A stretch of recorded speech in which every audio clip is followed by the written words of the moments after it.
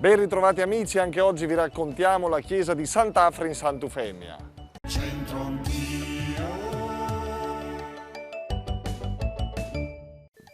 Nel 1438, quando le truppe milanesi guidate da Niccolò Piccinino cercano di riconquistare Brescia, da poco passata sotto il dominio di Venezia, il monastero di Sant'Eufemia viene quasi completamente distrutto. Pertanto i benedettini costruiscono un nuovo convento a Torre Lunga, in città, che diventerà la loro nuova sede e che verrà poi rinnovato nel Seicento con l'edificio che vediamo ancora oggi.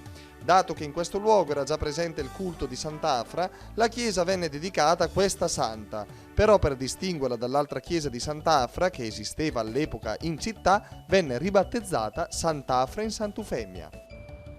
Noi spesso siamo presi dalla fretta, ma attenzione perché la fressa non è mai amica della Fiortina. Restate qui. Centro Anch'io.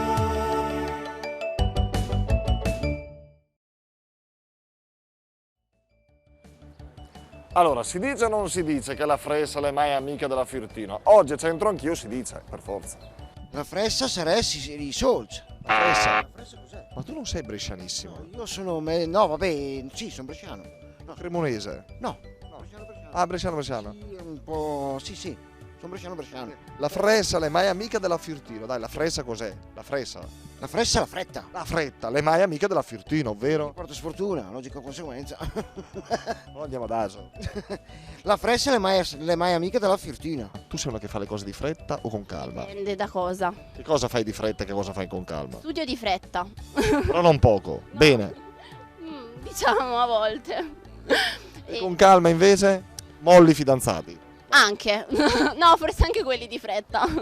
Ma è un po' stupido questo, perché più che della fortuna direi non è amica delle cose fatte bene. Però... Magari la fretta è una cattiva consigliera, si potrebbe dire, no? Sì, quello sì. La fretta non è mai amica della fortuna. Questo è vero, signora Irene? Si dice. Lei è una che fa le scelte così di fretta o un po' ponderate, con calma? Alla mia età non si fanno più ponderate, perché tanto quello che viene, viene. Ma cos'è la fretta? La fretta non è mai amica della fortuna, della fortuna. Russia 1, Italia 0. Senti Alessandro, la fressa non è mai amica della Fiortina. Sai tradurlo? No.